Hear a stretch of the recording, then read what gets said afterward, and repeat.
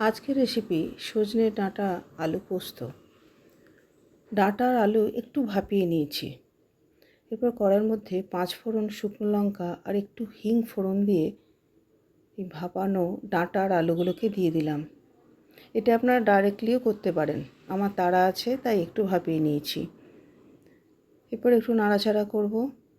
এদিকে পোস্ত আর বেশ কয়েকটা কাঁচা লঙ্কা দিয়ে ঝাল করে পোস্তটা বেটে নেব। পরিমাণ মতো নুন আর মিষ্টি দিয়ে দিলাম। আবারও একটু ভালো করে নাড়াচাড়া করে এবার দিয়ে দিলাম জল আর 2-3টে কাঁচা লঙ্কা চিড়ে।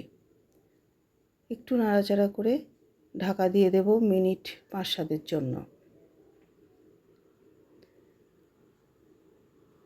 দেখুন ঢাকনাটা দেখানো হয়নি, ঢাকনা খুলে একটু নাড়াচাড়া করে এই ঝাল করে পোস্ত বাটাটা দিয়ে দিলাম।